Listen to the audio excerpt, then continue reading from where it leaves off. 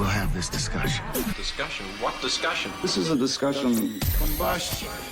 Coming to you from Denver, Colorado, this is Discussion Combustion Podcast with your hosts, Kevin Batstone and Arthur Raw. Welcome back, loyal DCPC family. It is time for episode 103. Man, we've had this on the books. Super pumped. We have our favorite podcaster back in the studio with us tonight, Jon Ekstrom from the Jon Of All Trades podcast. Love this man. You know, we've become great friends over the years. So glad to make your acquaintance and consider you a great friend of mine now, Jon. Yes. Really stoked to be jumping into this episode. The man, the myth, the living legend is here. He's with us in the new place. He's in the building, baby. He's with us, man. He's in the building. He's ready to get it. The energy's right. Oh, yeah. He brought us some beers. You know, we got some great chats coming up. But, of course, we've got to pay the bills. And today's episode is brought to you by Mountain Made CBD. See it right there at the bottom of the screen, mountainmadecbd.com. A little bit of a change to that HTML now. It's, you know, formerly known as mountainmade.life. It's now mountainmadecbd.com. Super easy to remember. Same great products. Of course, you could go on there and bundle and save once you find the products that you like. And we also have a new deal coming up for all the DCPC listeners out there. If you enter promo code DCPC, pretty easy, you're going to get 20% off. And that doesn't go with the bundling and stuff like that. So if you're just buying individual products, it'll get you 20% off. So that's a great deal. Yeah, great way to save a little bit of money, man. And then you just made a little rhyme there, Arthur, with that. It's going to be fun, guys. Promo code DCPC. Save a little bit. Maybe you haven't tried the product yet. Well, here's a great way to give it a go. The build, the boost, the recover, the puff, the defense, the combat, Dogs. CBD for your dogs. Mm-hmm. You know, the puffs, yeah, everything. Constantly innovating. Everything. It's, you know, they're doing things, and Mountain Made is making moves in other areas as well. So this is a brand that's constantly building and working hard to keep the product fresh, new, and also untainted. You know, they have their formula, which is good for active lifestyle people. If you're an athlete, even if you're just trying to alleviate pain, CBD has helped me through hangovers. It's helped me through my afternoon slump. So it's better than taking Advil, in my opinion, or any sort of those over-the-counter painkillers. And man, that's the way to go. Mountain Made CBD.com is where you're going to go to get that, and you know that's hashtag go like hell. Go like hell, baby. And today's episode is also brought to you by Wild Outdoor Adventures. Get yourself outdoors for a little bit less dreaming and more exploring. Man, Wild Outdoor Adventures, we don't have enough good things to say about this company. If you're visiting Colorado, you're interested in seeing the state, that's where you need to go to create your free profile. You could start looking at what they have upcoming, Hope for Teens, Hope for Vets. And it's really about creating that friendship, about creating those memories, going out into the wild with people with similar interests. That's what it's about, man, creating lifelong friendships, seeing the beautiful scenery that Colorado has to offer. You know, super stoked for some of these hikes that we're going to be going on this summer, Art. You know, Kevin's doing a great job growing that company over there. You can see some of the hikes they've done on YouTube. You know, they do a good job filming and documenting a lot of that if you're a little bit unsure. But, man, it's just a great way to connect, you know, doing a lot of things for people. And that's WOAMEET.com. Less dreaming and more exploring. Let's jump into this thing, man. This is episode 103. We're super stoked. Jon Ekstrom's back. What's up, fellas? How you Good to been? see you, man. You look Fantastic. great. Thank you. You look like you've lost a little weight. I have. Really? 22 pounds since the beginning of the year. Combination Weight Watchers, Orange Theory. It's not called that anymore. It's called WW, which I don't know about that rebrand. Like, we all get it. Oprah's there. Wait, so it's not Weight Watchers anymore? No, it's just called WW. But same kind of deal. Like, you track points. You have your app. You eat less and better. Like, that's the point. I don't work for them. This is not a paid plug. But it's just something that Something that works for you? Like, as long as we're doing ads here, right? Yeah. So the other thing, Orange Theory, man, I can't get enough of it. It's I cannot work out that hard. Art, you were telling me you were doing it a while back, right? Yeah, it was a couple years back, and there's something about being in that room. You have screens in front of you. You could see everybody else's screen, so you know it could bring out that competitive.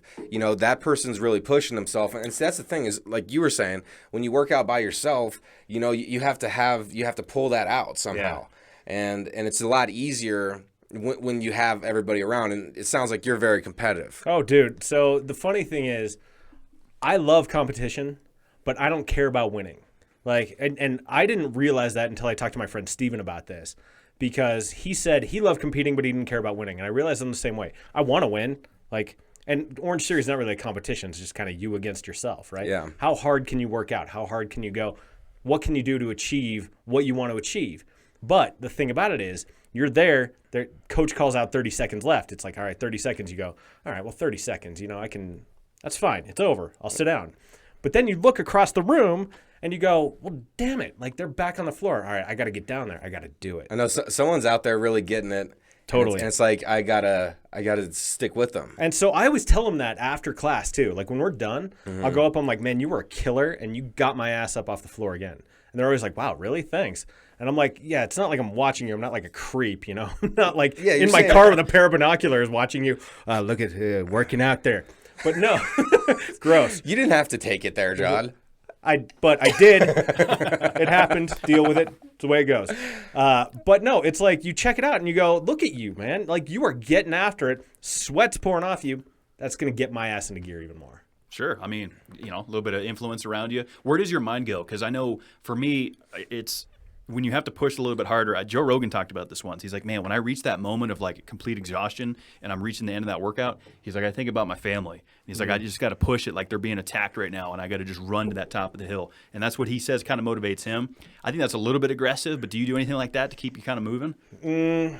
I'm probably not thinking about my family. I always feel like I got something to prove. I got a voice in my head that I am always competing against. Like, my negative self-talk can get really, really dark. Yeah. In this case, I'm channeling it to a really positive place to where I go, you know what? You're better than this. Push past this. And I saw, this is such a cliche, and I hate this cliche, but pain is just weakness leaving the body. Because anytime you're experiencing pain, you're getting a little bit stronger. And so you're getting to a place you want to be. So I go, like, in my brain, I go, all right, fuck you, do it. Get up there. And I go, all right, well, fuck you too. And it's like I've got two just voices in my brain competing with each other, and I want the one that wants me to keep going to win. Yeah. And so, like, that's where the competition comes from. I mean, I could totally relate to that. And, I've kind of fallen off on my working out. I know I was talking about that heavy in the beginning of the year. I'm starting to kind of get it back together. But, yeah, that push, because you don't want to do it. Like, it's not that fun while you're working out. But then once you push through that pain and you push through the no, just stop, give yourself a break, and you push through that voice like what you're talking about, then there's this whole new land. There's this whole new horizon and place of mental strength. Because when you find that strength in yourself to keep pushing and keep going through, like, and then you do it, there's something there, and it speaks volume. Totally. And so there's an old cliche about writing, and it's one that I subscribe to a lot, and it's, I don't like writing, I like having written. And so, right? Because writing is torturous. It's excruciating. You have to draw from the well within you, and it can be really, really challenging to get it out. And it's an arduous process. But when you're done and you look back on it, you go, I like having written. So it's not that I necessarily like working out. It's like I like having worked out. Right? So yeah, when you're done, it's great. That's the dopamine right there, right? Totally. And the thing about it is, I love working out in the morning too, because it feels like I'm cheating. Right? You work out in the morning and like you go through your day, and if you sit down the rest of the day, you're like, oh shit, I got that hour that's like money in the bank. Right? I already worked out. It's like I cheated. So, like, literally, because as the day goes on, your motivation goes down. I could see that, yeah. Right. So do you subscribe to the notion that working out in the morning is more effective than working out in the PM hours? No, dude. I know some people kind of go either way. I'm no scientist. The best workout you do is the one that you actually do. Fair enough. That's right? true. So I agree like, with that. so people will say like, Orange Theory is the best workout, or CrossFit's the best workout, or whatever. No, dude, the best workout that you can do is one that you will keep doing and one that you enjoy. Yeah. And so, like, I found this thing that I enjoy, and the whole time I'm in there, I'm like, oh, God, we're doing burpees, or, oh, God, this rowing set is terrible, or we're running hills again. Like, and I'm thinking to myself, like, this sucks. But then I'm, like, so excited to go do it again. I've rewired my brain, and that's exciting because I haven't felt like an athlete in a very long time. And I'm getting back there. How It's many rewarding. how many months, weeks have you been consistently doing this? Since November. Okay. At least twice a week since November. And so they always say, like, it's 30 days for you to build a habit, and, like, it takes 30 days for you to actually make it a routine. Right. Do you feel like once you hit around that 30-day mark that it was routine for you at that point, or did you still have to push yourself to get in there? No, it was soon. because I did the first one. My wife went for a long time, and she was evangelizing about it. She was talking about how much she loved it, and like she was describing her workouts to me. And I'm like, all right, well, God damn it, you've said it enough times. I'm gonna go do it. And so I did it, and the first one, my God, dude, I was sucking gas. I was just dead. I was sore, but I haven't felt that way in probably 20 years. I know you got to challenge yourself. That's the thing though, and going back to the competitive aspect, that's the only way I feel like I get into the gym. You know, we did the Sober October Fitness Challenge, and that was really the last time that I was in the gym every single day for a month straight, just trying to put up the points to do it. So like, I need a reason. We're doing Sexy Sober September this year. We're not doing Sober October. We're not doing Sober We're taking October it to September. Is this the announcement? We've talked about it before, dude. but October's too good a month. That's It right. is. That's the problem. It is. Like you guys were due sober October, and I'm like, what the hell is wrong with them? October's like my favorite month. Yeah, there's too much going on. And that's kind of the influence that I think made us rethink that. I mean, I think you came up with the name, and my girlfriend was like, I'll do Sober October this year in 2020. She's like, I'm not doing it next year. I said, well, what about September? She says, okay, I'll do that. Yeah, all right. So there were some influences there. We're going to switch it up a But little why bit. not? I mean, it doesn't have to be October. So Sexy Sober September. I don't know if we're going to do fitness challenge, but the fact remains is I need a reason to do fitness. Sure. Like I'm self-motivated, but when it comes to fitness, John, I'm like, I don't know, this beer looks pretty good. Kevin, Yeah. here's the other thing though, man. You work in grochery, right? So you walk. Yeah, he's lot. on the move. Yeah, like so. With these, John. Right? Good God, man. All right. With those. So you're walking in heels too, which I don't know how you feel about me classifying They it that are way. heels. I yes. feel very but- honored. Terrific. But like, here's the thing: I write for a living, man. So like, I'm at my desk, or I'm like, I produce in addition to my show 3 other podcasts. Yeah. So like, I'm in the zone constantly. I have to get my ass up. Sure. Which is why I love when this is going to sound so bizarre, and anyone who's like Gen Z, this is like their worst nightmare. I love it when I have a call. So like, like people hate, like young people hate talking on the phone. I turned 40 this year. Why do they hate that so much? I have no idea, dude. I don't get it. But I used to have to do cold calling all the time. Oh, as well. And so like you get used to it, and it's not a big deal. Like it's You could accomplish much more on a phone call. I've said this 1,000 times on here, but 30 minutes of texting, you could handle that in 3 minutes on the phone. agreed. Like like texting loses so much of the nuance. So I love when I have calls because I start pacing and I start walking around. And that my wife can tell when I've had a lot of calls in a day because the whole house is picked up. Because I just have my headphones in and I'm picking up my kids' toys and putting dishes away and stuff. She comes home, she's like, "You had calls today, didn't you?" And I go, "Yep, I sure did." She's like, Tell keep because you're 'em moving coming, around, honey. It's either that or you see like the scuff marks on the carpet, you know, because you've been shuffling around. Because I'm a shuffler too on the phone. I'm wandering window to window, gotta. peeking through, you know, seeing what's going on. I can't sit and talk on the phone very well. I'm always on the move. No, well, and especially with cell phones now and like headphones or earbuds or whatever you have. Yeah. Like, or you have one of those like dorky Debbie the Time Life operator headsets. Or if you're a young person, you know, like this isn't even a young reference, but like one of those Britney Spears headsets, right? Oh yeah. So, if you have one of those, you can. I am aging at a rapid rate. That's dude. the youngest reference that you have for us. That's the perfect, you know, analysis of what it is. Because we used to give my old drummer shit in the Ridge Runners. We bought him a Britney Spears headset, and that's exactly what we called it. Because he wanted to do backup vocals. Funny. That didn't work. But we gave him a Britney Spears headset or Garth Brooks as he wanted to try and level it up. Because Garth always wore one of those too. Oh yeah. You know. Oh yeah. The alter ego of that rock star, Chris Gaines. Yeah, exactly. Yeah, right. That's. So yeah, the Britney Spears, man, Is his country stuff good? it's all right.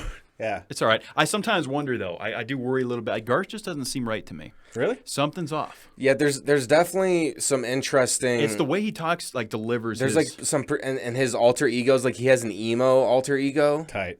Have you No. seen that? Yeah. So he totally did this. I didn't even know that. He did this whole like ego, like this whole alter ego on emo, and it's like he's serious about this. Wow. Okay, you're not talking about the rock one, Chris Gaines, because he looks emo in that picture. No, I'm talking Garth Brooks. No, I understand that. Chris Gaines is his Is the rock alter alter ego. Maybe that's what I'm talking about. That's I probably think it is. man. Yeah. Because like you look at him, he's got black hair, kind of swept Yes. bangs. Yes. No, dude, that's Chris Gaines. That's exactly who it is. No, I thought that was Garth Brooks. It is, It man. is Garth Brooks, but it's The name of the ego, the alter ego, is Chris Gaines. just like my alter ego that came out after episode Okay, 100 that yeah. we won't get into. Okay, I see what you're saying. With Garth, I see what's going on. Look, mad respect. I'm a Oh, country. dude, I'm a totally. country guy. I like the dust on my boots and all that type of shit. Clog hopping. clog Well, hopping. you showed us your heels. Yeah, my heels, man. I love these Don't things. give him another excuse to put those up in the air. Yeah, Arthur and I No, have it's a running, gonna happen. Arthur and I have a running bet. He wants to do that. However many times I can show my boot on the air, he has to pay me for. He's What's the making this over-under up. at? He's making this up right now. No, I'm not making anything up. What I'm telling you is, he's a crafty salesman and he's trying to get paid off me right now. what I'm telling you is that I'm way on the over with Arthur on all of our bets. Oh, but whatever. the fact remains, Garth Brooks, Whatever, Kev. he's a rowdy guy. And anytime I hear him talk, like when he does his promo stuff, because I don't want to dog the guy. You know, you can't hate on your success. I mean, this guy crushed it in the 90s, Yeah. right?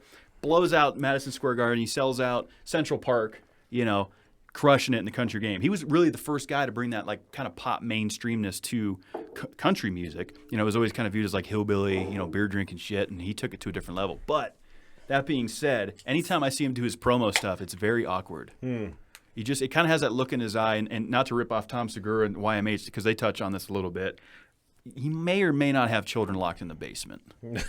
So I just don't know. I'm not sure. Okay, you may want to classify that as pure speculation. Oh, 100%. Yeah. Thank you, John. That's complete opinions of my own, you know. But before we get too far, so the beers that we're drinking that you're finishing up are I already finished. It was delicious. Where's the can? So The can is in the trash can. No, Arthur, we need to promote the It was company. it was a honey brown ale. So, honey brown ale from Old 121 Brew House. My boy Brett, who I've been friends with since I was 13 years old, opened this brewery 2 years ago. They've been crushing it. So you're a country guy. I'm a punk rock guy. So it's a punk rock brewery. Anytime you go in there, there's punk playing. They have a great lager. It's Old 121 lager. And they're in Lakewood. They're at Wadsworth and almost Jewel. They're one of my favorite people. They're doing great beer, so I wanted to share it with you guys. Glad you did, man. Oh yeah. Yeah, so that was their honey brown. It's to take, if you remember honey brown ale, like from back in the day, it was like in the bottles. It was kind of, I think you could think of it as one of the early craft beers. Remember Honey Brown? They did their own take on it because no one else was doing that style. And I love it when anyone is like finding some tillable earth, you know, that like hasn't kind of been plowed yet, because with craft beer, it's weird, right? There's all sorts of shit, you know, bizarre pastry stouts and weirdo sours. And they're like, no, Weirdo sours. let's do an old school like honey brown ale. And so you do it and you go, fuck yeah, these guys are crushing it. That was- It's that was- I wanted great, to give man. them a shout. Yeah, that and was share it with my delicious. friends. Yeah, shout out. Yeah, man. Thanks for And bringing it. yeah, John, you brought us delicious beverages every time you've come on. Yeah, Well, dude, so- it's bad luck to show up anywhere empty-handed. I would agree with that. So Well, I mean, my mama just taught me better than that. You know, like you come as a humble guest, yeah, you come correct. a guest with gifts. And like John said, you know, when we were coming up the elevator, he's like, well, I had to try to stay number one. You know, I got to. If you guys say I'm your favorite, Oh, we are? Yeah. which is flattering, like you got to keep the ranking, man. Bring the delicious beverages. And yeah, shout out to, what is it again? Old 121 Brew House. Love it, man. Well, and again, you know, everybody, you already know what's up. Check out Jon Of All Trades. I mean, this podcast has been around for a very long time. I would say a staple in the Denver podcast community. Long, To say the least. Yeah, long before DCPC was even thought of. A And- glint in your eye. Yeah, so I mean, you have been steady Eddie for a long time. You've been getting it done, and you produce other podcasts, man. So the content is great. You know, you're really professional in what you do and how you interview. Like, you helped us get better because we picked up on how you were doing it. Yeah. And yeah, I mean, that's what it's all about, and that's what's fun about this podcasting community is making the connections and you know, talking to you really early on when we were really babies in the game. Yeah. And I remember that. And, you know, slowly Game-changing. growing. We're like 5 years old now or something. Maybe We were so excited when we pulled Yeah. up to your house to do that show. For I think it was episode 225 maybe on Jon Of All Yeah, I Trades. don't remember. We were like, man, we're going on this epic show. This is going to be great. beautiful that was a house pivotal too, moment, man. It I was, think. it was a beautiful house. We were like, man, this guy has a nice house. He's yeah. doing it big. Like, this is the John's the man. I'll always remember that. And dude, I'll tell you, like, I thank you for all of that. That is overwhelming to hear. That house, I did not bootstrap myself. Like, I had help with that. Yeah. So, like, I think that's an important thing too, because like the trappings of that, it's easy to say and mythologize, like self-mythologize. Like, oh, I did all this myself and I pulled myself up. No, dude, I had a fucking lot of help. Yeah. Like, and a ton of privilege too. So, like, had help from my parents. I had a family member who, there was a medical malpractice thing that I don't know that I've ever talked about on air anywhere, but when I was like 4 years old, there was a problem with anesthesia. It rendered him an invalid for like 29 years. And so there was some money as a result of that. And so that went to my grandparents. They passed away, went to my parents. My parents said to me and my wife, look, you shouldn't have to wait for us to croak to get some benefit out of this. Like, don't wait until we're dead. We're going to help you get the house that you want. That's awesome. And we go, what a remarkable philosophy. And like, honest to God, dude, we carried a lot of guilt over it because we're like, we didn't earn this, you know, like this is a lot of house for us. We do well, and I'm not going to, you know, downplay the success that we've had, but there's no way we could get that house in that neighborhood just on our own. Yeah. And so like, I always like to call that out just because I think people are hesitant to do that. Like, it's weird to talk about that. You know what I mean? And that, thank you so much for bringing that up because I feel like that is important, you know, like another cliche. And cliches are around because they're true, okay? So, most of them, yes. Yes. So it takes a village, you know, to raise a kid, you know, or raise anybody or get a house or build a house or get a project done. Everything's always easier with a team. And for people to walk around and what was the word that you used? Self Bootstrap. No, wait. Self-mythologize? Oh, yeah, self-mythologize. Yeah, so you doing that, like, you're really, and it's okay to, like, be proud of what you do and acknowledge your accomplishments. We should all give ourselves a pat on the back. But, you know, regard all the people that were there along the way because truly it's always a team. And so that's weird that you say that. It's like, it's people don't normally do that. They don't want to talk about it. They don't talk like that. Like no, it's weird. And so I want to tie this back to something that you said. You guys came to me early on. Like we got introduced through House of Pod, and I go, hey, come on my show. You guys have a new show. Come on, like let's talk. Why are you guys doing this? We did a whole kind of basic interview. I interviewed you again, and that was just not that long ago. That was what, 6 months ago? I think it was your last step of 2020. Yeah. Yeah, it was. And like I asked you guys some pretty pointy questions, but here's the thing, like lead by example, and like don't be afraid to get into the shit with your guests. You know what I mean? Like just technique wise, it's okay. Like, and if people can't handle it, they will self-select and they will reveal who they are in a way that maybe they don't want to by avoiding a tough question. You know what I mean? So the way I'm bringing this back to what you were saying about me is you guys came to me for advice and then you actually took it. You know what I mean? Like I get a lot of people coming to me for advice all the time about any number of things, but you guys actually listened and you incorporated it and fuck man, look how you're doing now. Like you guys, when you did video, I remember thinking video's a mistake. Like I just, it wasn't my thing. You guys have really made that part sing and you have brought it up. You have your own office space now and look at what you're doing, man. So like, if you ask someone for advice, at least like internalize some of it. And you guys have internalized it and taken it in your own direction. And not to sound like condescending about it, but I'm really proud of what you guys have created here. It's amazing. Thanks, man. Yeah, you're always full. I mean, I've always looked up to you in the business, like I said. And you and I talk a lot.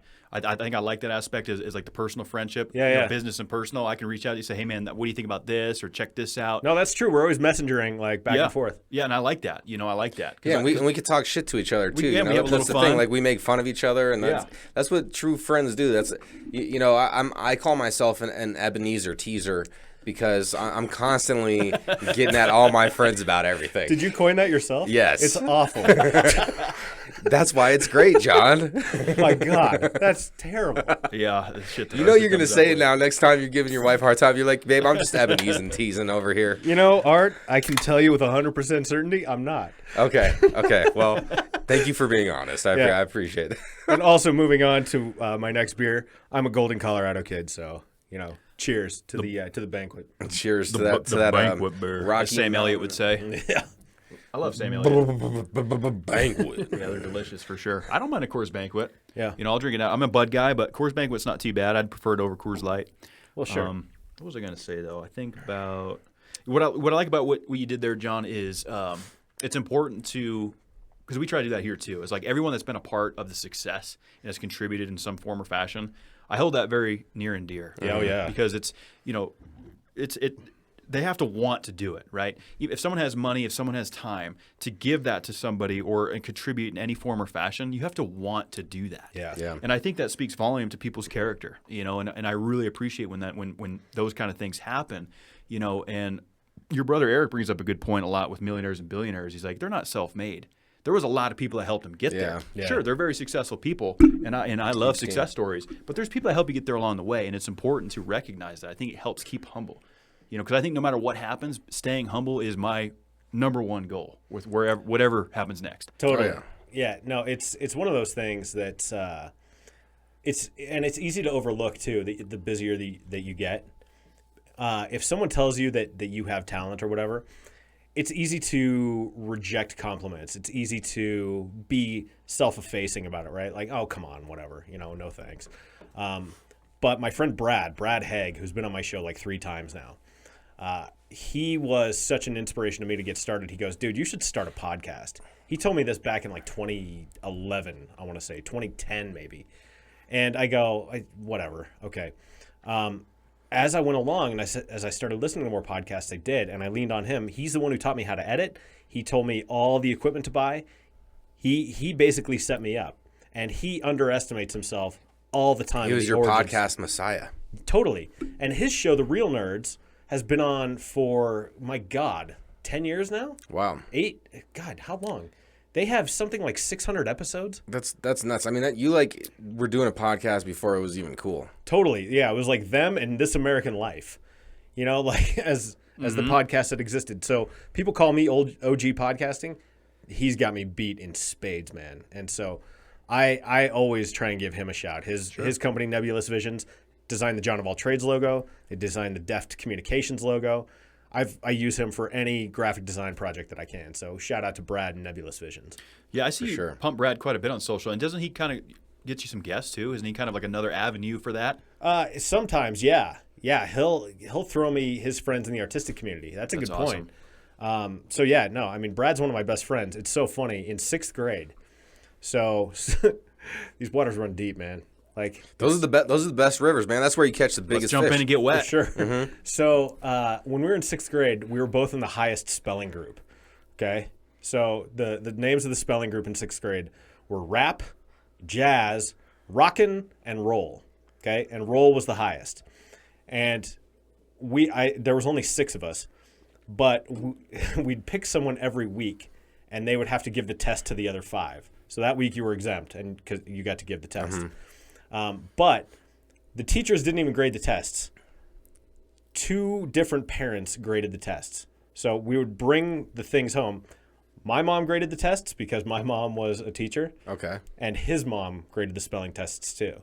So these things, and we weren't that good of friends, but we stayed in touch over the years, and we've crisscrossed ever since. It's crazy, man, how life works like that. So, my connection with Brad goes back a very, very long and kind of weird way. I love that, man, and that's where best friends are created. I know we've told this story a lot on here, but how Kevin and I were introduced over 12 years ago. I was working at a doggy daycare, and I worked there for too long because I just loved the job dealing with the animals and stuff. Sure. But I would get home from my shift. Kevin was ground floor. His patio looked out to the parking lot, so I would walk by and I would just see this, young looking dude. Yeah, just say what up. Yeah, right? yeah. He looked chill. I would say, hey, what's up? A lot of time he'd be out there drinking beer, and one day it was a really long day, and so I'm like, hey man, can I have one of your beers? Do you mind? And he's like, oh yeah, sure. So I had a couple sips on the outside of the patio. It was like a bar kind of thing that you could walk up to. Yeah. And I was like, well, let me hop on the other side. Let me get on the other side with you. And that jump created a friendship. Wow. That's true. Mm-hmm. That's awesome. I'd never heard that story from you, too. I don't know if we've ever told. I mean, we told on the show before, maybe, but you went into good detail there about it, and that's true. I totally remember that moment still. And being when he asked, hey, can I hop over this patio? Am I welcome on that side of the patio? I was like, this is a pivotal moment. Totally. And when his feet landed on that side of the patio, I mean, him and I have been great friends ever since. Yeah. Dude, that's an inflection point in one's life. Life is nothing but inflection points, and if you think hard enough, you can find those inflection points, and those points end up it doesn't seem like that big a thing. You telling that story in the abstract, it's oh yeah, we say hi, cross paths, whatever, but you jumping over that wall all of a sudden, that's a moment, and that becomes an inflection point where your life takes a different trajectory after that point. So wild. And it did. Yeah. It totally did, John. Yeah, Well, it's crazy, man. And Kevin's brother was mentioning this because he's, seen from the very beginning our friendship, and even way early on, we used to post videos of Kevin would video me freestyling to beats and stuff, and Nice. we would post those, and it's like since the get go, we have We always wanted created to create content together. Yeah. It's weird how that worked, John. You know, Yeah. when we really pull it back, all the layers of it, and think about it, and then hear my brother say that, Mm-hmm. he's like, man, you and Art were meant to create, kind of thing. Yeah, there are people where I have specific kinds of friendship with them. And some, like, we're not good at hanging out together. But there are others where we're good at, like, working together. Or there's friendships where we're good at creating. The best friends are the ones where you can do all of the above. Right? Yeah. That's my friend Jason. That's my co-collaborator. He was on my 7-year anniversary show. Nice. And so, Dabbing in the studio. yeah, well, stifling a burp, so I'm not ruining anyone's drive home. John's a professional. Yeah, where's the cough button, man? But yeah, dude, like the best friends, especially if you're creative in any way, are the ones where you can do all of the above. So the fact that you two found each other, that the universe put you in that position together, is so cool. It is cool, and it's like what you're talking about is just recognizing those moments, and I feel like a lot of people get drawn away with screens, and like maybe let's take a moment to reflect on our lives and the bridges that we built or bridges that we burnt. Maybe we need to reflect on some of the things that we've done incorrectly too, and own up to that, because that's always important as well. So I do have some would you rathers for you. Uh-oh. But before you do this, I want to touch on one thing with the screens. Oh, of course. Okay. So you know how HBO Max is showing a reunion of the show Friends right now? Yeah, I saw that. I haven't seen it, but I saw they're doing it. Okay. Yeah, me either. I don't even have HBO Max. But I've watched more episodes of Friends than should probably be allowed by law. It found new life with millennials, like people younger than us. I'm technically a millennial. I'm like an old ass millennial. We're elder millennials. Yeah, yeah. I heard geriatric millennials. Fuck that with a rake, dude. Like that term is awful. But so anyway, but it found new life with younger people, like people 10, 15, 20 years younger than us. Okay. And the reason is they're watching it and they're going, dude, these people like hang out and they just talk to each other. And like they're having real conversations, and it's not all this drama via text or via Snapchat. There's no social media. There's no nothing. And they're looking at it aspirationally as a way to hang out with people that they don't do themselves. Isn't that so crazy? I mean, we're seeing the effects of social media for sure on how demeanors are. And Right. sorry, I was just No, like absolutely. It's interesting. And so you go, yeah, that's kind of what it was like to see your friends. You'd have to actually get together, Yeah. or God forbid, talk to them on the phone, right? Like hear someone's voice, and you can pick up a lot from someone's voice even when you can't see them. Yes. So we're removing all that, and it's nothing but words or memes, which are using other people's emotions to express your own, which is kind of a weird way of existing. But that show found new life because people looked at it in a way like we should be hanging out like this more often. Please. And so I found that fascinating. And like, yes, get away from the screens. You will discover so much interesting shit about people when you exist with them in real life. And you absolutely hit the nail on the head there, John. I say it a lot too, and that's one of the reasons I fell in love with podcasting is because you're also capturing great, real hell yeah, dude. interactions. And I think some of the younger generations maybe are taking to podcasting. I'm not sure what the age demographics are on it, but that's what it is, right? I mean, we're not looking at our screens. We're sitting down having real interactions. Mm-hmm. And I think that's important. So if that becomes like a cool thing to do again, which I think it probably might, a trendy thing, like, hey, we put our phones down and had a conversation. Oh, We got together in real life. Totally retro. I mean, I could see that becoming a thing Yeah. with these young lads. Yeah, I agree. I could totally say. I'm happy that you brought up that point because it great point. is important, and it's good food for thought. A lot of us just kind of go through the day reacting to how the day is going. It takes effort and time and energy to be proactive on your thought processes, and so it's important to touch on these things and make sure that you put it out there and remind yourself, because even the person who practices all the time and is very well versed in affirmation, whatever, you still need reminders to do it. All of us slip, and we're all So And one, I swear to God, last thing at Orange Theory, they recently got rid of the masks, right? So that happened within the last couple of weeks. I walk in, one of my favorite coaches. I love all the coaches there, but one of my favorites, Jackie, says to me, I walk up and she recognizes me and she goes, I like your face. And I go, I like your face. Like, and that was so cool because cool like we've been working out in masks. Yeah. And like, what a nice thing to hear, dude. I like your face. Get out Yeah. of here. Jesus. How's that not going to carry you through the entire day? Of course, yeah, yeah. I mean, that's definitely a great compliment for sure. And it's funny you mention that because being in the grocery biz again, you know, King Soopers is lifting some of the bands that are now, or not the bands, but the requirements. So I'm literally seeing people that I've worked with, John, for the last 14 months for their face for the first time. Oh, that's wild. It's crazy because it's like, and you always picture, you know, like even with a radio voice, you kind of have like an image in your head of what they look like, and just seeing. Oh, like, it's always wrong too. It's always wrong. It's always wrong. Always wrong. Yeah. It's always disappointing. It is. You're like, oh, that's what that guy looks like. Or I don't that know gal. why. It's Yeah. always disappointing. Get the fuck out of here with that. No, it isn't. Well, no, okay, you're right, but it's like you want to picture somebody's bedroom or something. But you're trying to picture a room, just a room. Like someone's in their office and they're describing their office, right? Yeah. And you want to picture it, and I don't get it right, and I get disappointed. Okay, but dude, when you pictured the house that I lived in and when you came up, that couldn't have been disappointing. No, I was not disappointed. Oh, we weren't disappointed at all. So, But no, I kind of know what he's saying in the sense, like, because he, like, let's say, especially back when, before we had the social media presence and stuff, like, I was like, You couldn't just search them. back in New England, I used to listen to Greg in the Morning Buzz, which was a huge radio station in New dude, Hampshire. if you're going to talk about radio DJs, that's a whole different category of subhumans. that's where my mind goes, right? I'm like, I think I know what Greg looks like, and then I look him up, I'm like, I didn't think Greg looked like that. Dude, in Wayne's World 2, when they meet Handsome Dan, you know, and it's like, what the hell is that guy's name? Harry Shearer. And he comes out, he's all dumpy, wearing like the tracksuit. And you're all, huh. He's all, hi. And you go, oh boy. But no, radio people are like mole people. And You think? yes, dude. Yes. I used to work in radio. Yeah, Okay? you know. Like a lot of them don't even like put regular clothes on. They'll be wearing like cargo shorts all year round, no matter how cold it is. And you go, what was that reflective of someone in here? Did I touch I mean, a nerve? it's possible. It's very possible. No, I was just really enjoying the story. I was thinking neckbeard, and like I was getting this picture, almost smelling the smells. Well, and like you picture, like if you grew up loving radio the way I did, you're like idolizing a lot of these people, Yeah. right? Absolutely. And then you see them in real life, and you go, holy shit. So I know what you're talking about. I would say now, after the pandemic, I'm just thrilled to see the bottom half of anyone's face. It's interesting. For sure. Yeah, like, it is. but to your point, it may not be disappointing, but it's always different.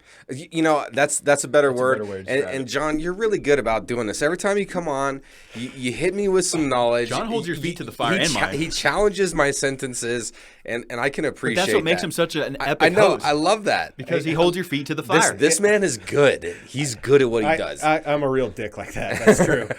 No, that's where we had so much fun coming on your show because, you know, it's like you asked us very direct, decisive questions and held our feet to the fire in those. And that's one of the things I admire about you as a host. Thank you. Well, and like I said, you know, with my Ebenezer style, I can appreciate when people give me a hard time. Like I can appreciate that. And, Hey, you said you were into that. So yeah, I love that.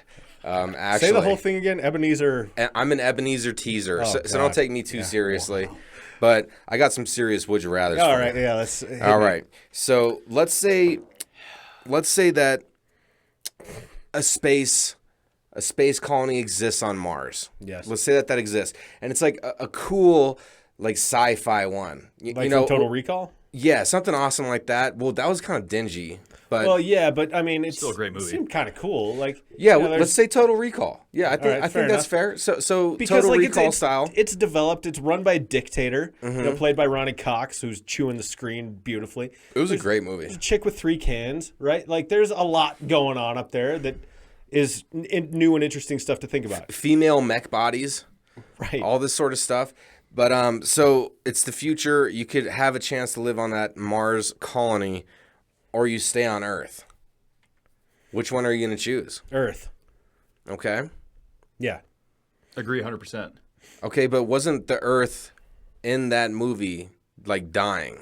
No, no. I mean, okay. So in Total Recall's case, Mars is run by a dick who's like keeping air from people, right? And so like, come on, Cohagen, turn it on. Give these people air. Wait, and then at the wait, we don't want to spoil it, do we? I mean, it's been out for. He's 30 years old. I was gonna say, Yeah. it might be older than that even. Some people don't know what this movie is. I guarantee it. Dude, they've had plenty of runway to find it. Okay, so that's fine. What I will say is I've answered this question before with regard to the movie Cocoon, which is a movie from the 80s that's even older than Total Recall. It's a movie I love. It stars nothing but old people, including Captain Diabetes himself, Wilford Brimley. And so you remember him doing those diabetes commercials? Diabetes. Yeah. Oh, yeah, absolutely. Liberty Medical helps me regulate my diabetes. I can picture his gels flopping now. Yeah. So he's in it. But they have the opportunity to get everlasting life if they get on this spaceship. And so the question that me and my friend Jason answered was, would you get on that spaceship? My answer is no, man. Like, my home is here. Yeah. I feel like I was meant to be on Earth. I'm not an explorer in that way. Even if Mars is colonized, I'm all set, man. There's still so much on Earth that I haven't seen, that I haven't done. That's true. I don't need to go to another planet. There are people who are wired that way, and God bless them and let them go. Have fun. Tell me about it. I'm all set. I agree with you, John. I'm in the same boat. You know, because I think a question was presented to me on another show that I did that if Elon Musk were to give me a call and say, "Hey, man, we'd like to get you on a seat to SpaceX here. Would you be down?" I don't think I would, because I don't know, man. There's just too much I don't know. Yeah. You know, I don't know if I'd be willing to roll the dice on what's going on. So my whole thought on it, you know, if we take it out of like the Total Recall, that whole scenario, like a nice sci-fi space colony with, you know, parks and meadows, like it's like way up there, glass domes, super dope, you know, and So it's like Biosphere in Arizona, but on Mars. yes, Okay. yeah. So it could really be any kind of colony that you wish in this would you rather scenario. Yeah, okay. And I'm thinking, you know, what's the purpose of this colony? You know, why? What's happening on Earth? You know, where Earth is at now with the resources getting depleted. You know, is there too much tension on Earth? Is the colony the place where you could find the most peace? So those are the kind of things that go through my head when I consider that. And depending on the circumstances, which obviously could affect anyone's answer, you know, I might just go to the colony. But I understand staying at home, having the comfortability of Earth, and like I really liked what you said as far as, you know, there is so much to see, you know, and it's impossible to almost see the whole planet in your lifetime, and you know, it's so fun to go out there and just experience new things. So, Well, dude, I mean, depending on how you're wired, I'm someone who would respect either answer, right? Either way, that's fine. It's in a similar way. People ask me what my goal is with my company, like that I've run successfully now for 6 years. And I never have a good answer for it.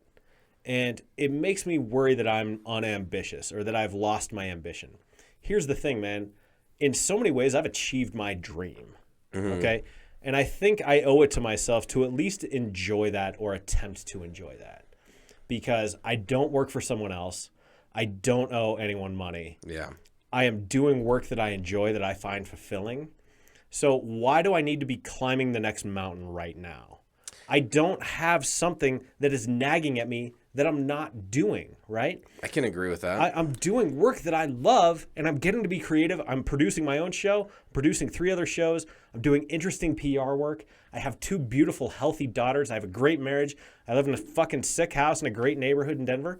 Like, why would I be so restless that I need to uproot that? You know what I mean? Absolutely.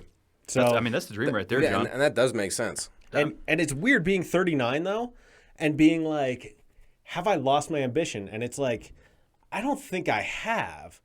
I'm working hard every day to keep this thing where I need it to be. Sure. Exactly. And You're controlling time and money, which is my ultimate goal. Totally. And I saw Barbara Corcoran here. I'm pulling her up because I love Barbara Corcoran from Shark Tank. Sure. Big investor. She did an Instagram post today that I love. I sent this to you as well. Yeah, and this it is just good. made me think of this as he said this. She says, I was motivated to make a name for myself because I didn't want to work for a boss. Yeah. That, from the words of Barbara Corcoran, great investor, smart woman, and I agree with that 100%. Totally. You know, if you can control your time and money, your path to enlightenment, I mean, that's it. So I got a guest coming back on my show. His name is CJ. I'm I'm going to keep him anonymous because he didn't ask to be mentioned here. But his name is CJ. And we were talking on the first episode he did. He's coming back on my show. And he said, the only thing that is finite in the world is time. Okay, you can always make more money. And if your goal is to like solely make money, you will gear your entire existence around making money. Yeah. Right? Most people prefer a little bit more balance than that. But there are people motivated solely by money. You can always make more money. You can always get more fit, right? You can spend more time in the gym. You can, whatever you want to do, there's always more. Time is the only thing that is a finite quality. So if you are satisfied, or if you are at least reasonably satisfied with the way you're spending your time, that to me is the ultimate success. I agree. And if you feel like you're the master of your own destiny in terms of time, I mean, none of us are. We're all beholden to whatever, any number of things. But if you feel like you have some measure of control or agency about how you spend that time, that's what really matters. For sure. I mean, I'm going to kind of tie into that. One thing that I've thought throughout, my late teen years, once I was kind of maturing more, was that because we all die eventually. Yeah. And that's going to catch up to all of us. So when you're laying on your deathbed, like I've thought about that, like, if I'm laying there, like, what you're going to be reflecting about life, of course. Yeah. And so if you can look back and think, I was happy the majority of my days, even if you're not the richest, even if you don't have the best people, but you appreciated what you did have, you appreciated the opportunities, you appreciated your job, you found love for the little things, because I think that's the important part, is finding happiness in the little things in life. And that's always kind of been my philosophy, is like if I can, when I'm laying on my deathbed or I'm about to die, however it is, if I can look back and be like, you know what, I was at least happy most of my life, then I feel like that's successful. Dude, and if you can find those little moments, earlier this week, I had the back door open, and maybe it was last week. Anyway, within the last 7 days at some point, I had my patio door open, I had a breeze in, I had a cat sleeping next to me, I had a little whiskey on the rocks next to me, and I had the Rocks game on. I was waiting for my kids to come home, and I remember thinking, this is a half hour, but this is a half hour of fucking bliss.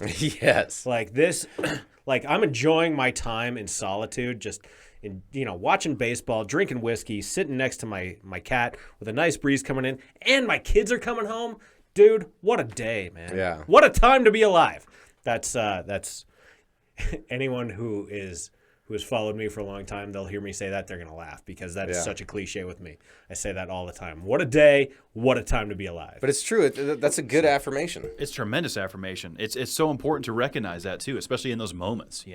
I try to do that as much as I can, John, because it's hard to be present too. It's so hard. It's hard to be present. Yeah. It really is, man, and that speaks volume. I love it. It underlines exactly what I try to feel and appreciate.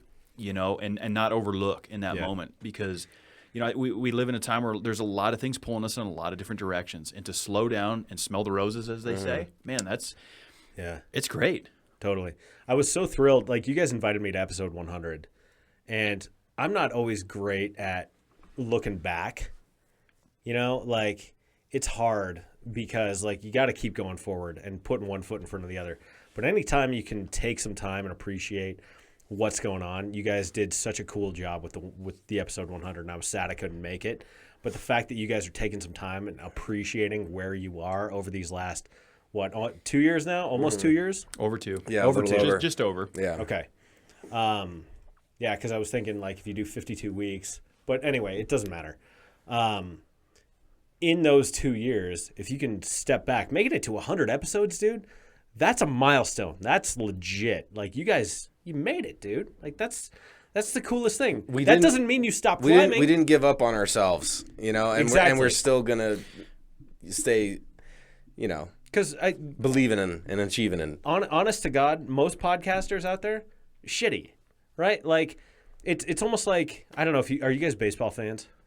I appreciate the sport. Okay. So no. I played the sport, so I am. So here's the thing. I love baseball. And the only reason I use baseball as a metaphor, you can use any sport you want, okay? Those are, at any point, there's 30 teams in Major League Baseball. There's 25 guys on any active Major League roster.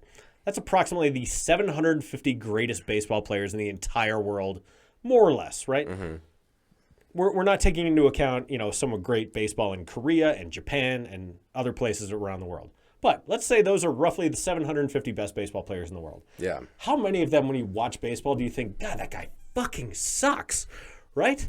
You're thinking, you're like, God, that guy is dog shit. He's still great.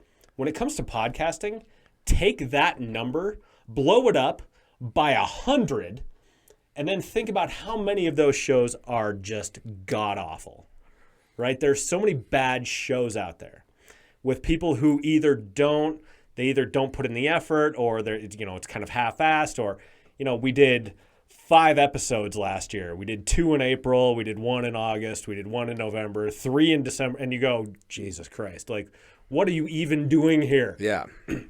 The fact that you guys put out this quality product every week, that you're doing the ad reads, and you're like, you've invested in all this equipment. You guys fucking made it, man. It doesn't mean there's not mountains to climb, but holy shit, dude, what an accomplishment. And the fact that you celebrated that on 100, so cool. Thank you. Yeah. Yeah, it makes me get a little emotional, man, because, you give me a lot of words of encouragement, like we said, in our personal life, and it means a lot. It really means a lot, because I have so much respect for you. And I love that you're willing to do our show. And dude, I love doing this show. I come here and drink, and we have fun, man. And we talk about talk some real shit. I never know where it's gonna go, but we always talk real shit. Yeah, you never know. I mean, it's tear jerking for me, man, because I love you, John. I do. I love you guys, man. Yeah, hell dude. yeah! All right, give me a cheers. Cheers to that. Cheers to that. Okay. Oh God, yeah, that's baby. a reach. That's a reach, but that's what I'm it's a talking beautiful about. business, man. And Denver, Colorado is a beautiful city, and it's just cool to keep this thing moving. Dude, and the vibe here is great. I mean, It is. I'm a native, but I've always loved the vibe in Denver. So yeah, I'm enjoying it, man, for sure. I've been here how many years now? 2007 was that 15? 14. Yeah, going on almost 15 years. In October I came, and Thank that was God the for year. that. In 2007 when I got here. Speaking Nice. of baseball.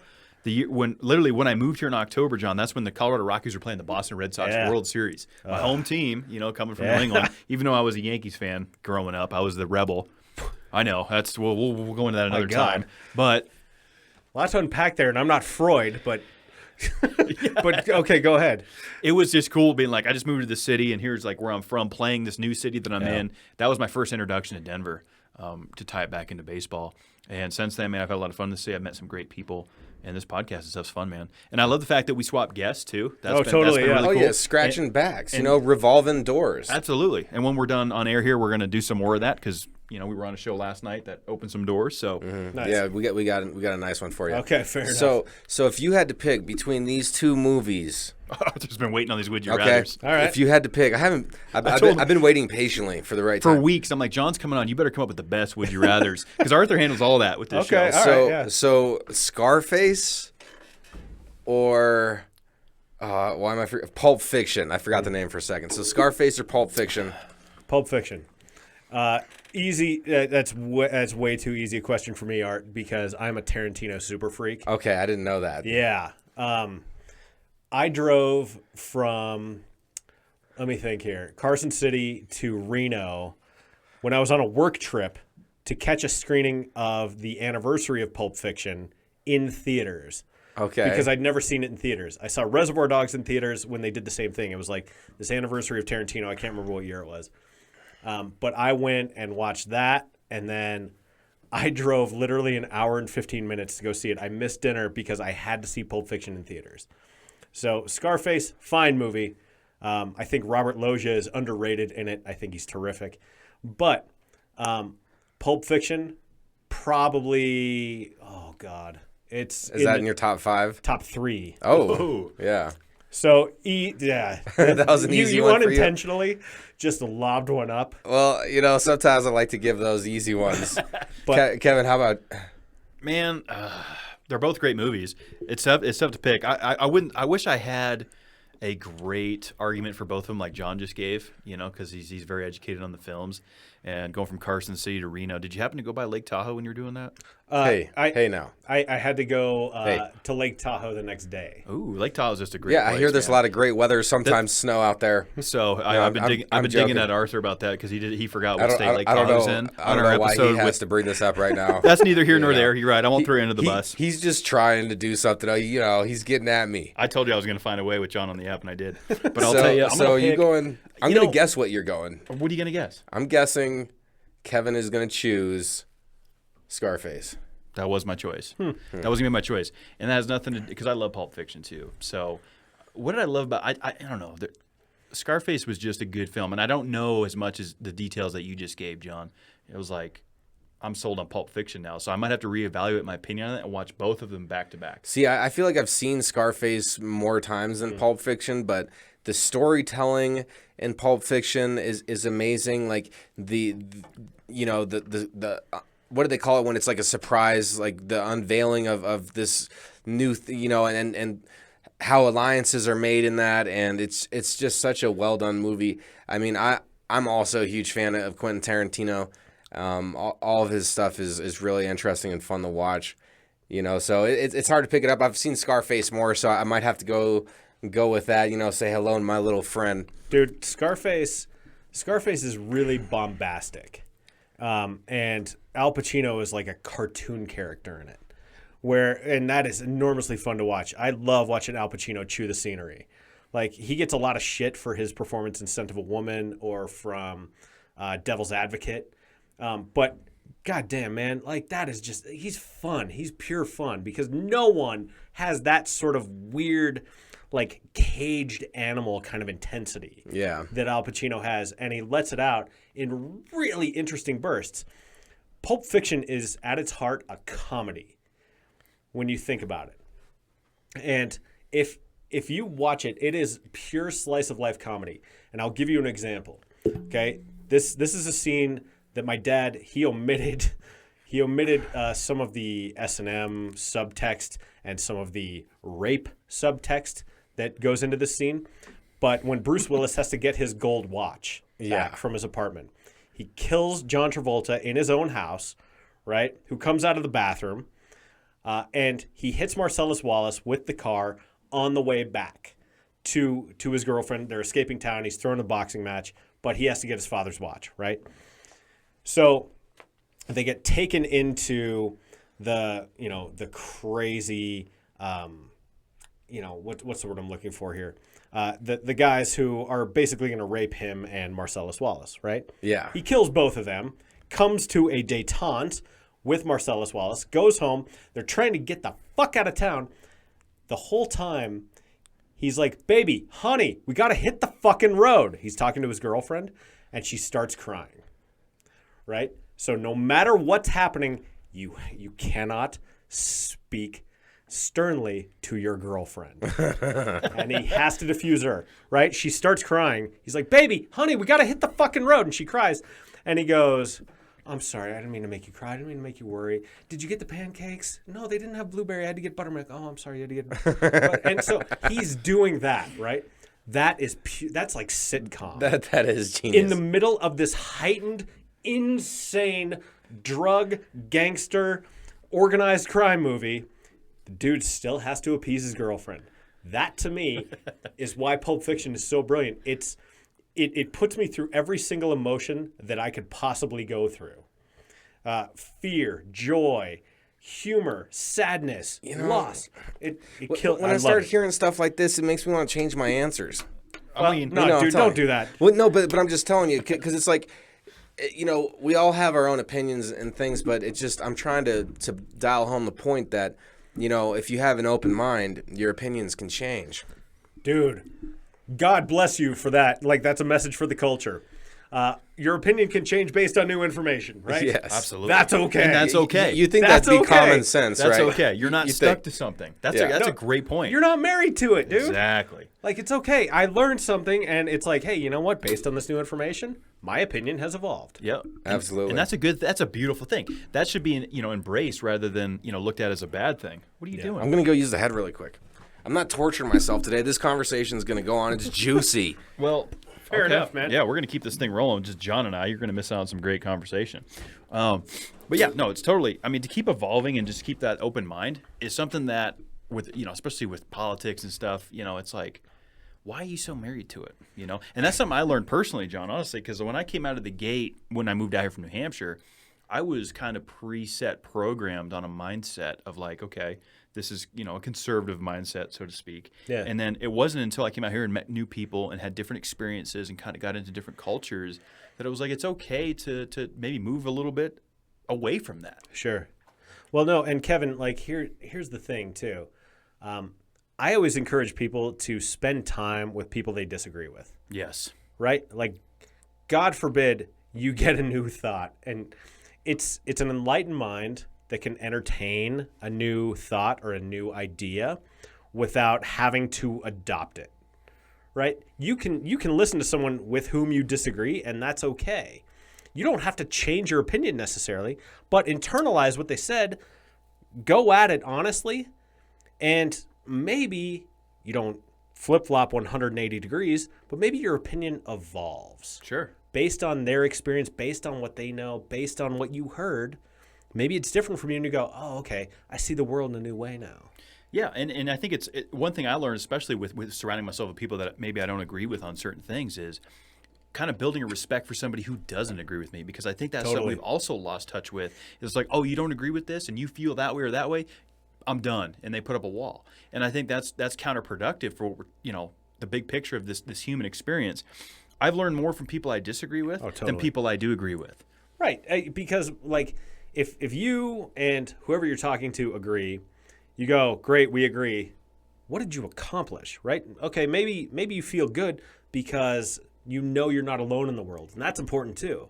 Like anytime you can feel less alone in the world, great. Mm-hmm. That's a valuable experience to have.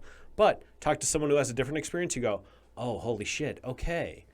So maybe I was missing this part, or maybe I didn't know, X, whatever it is, right? So you incorporate that into your experience, you're better for it. Sure.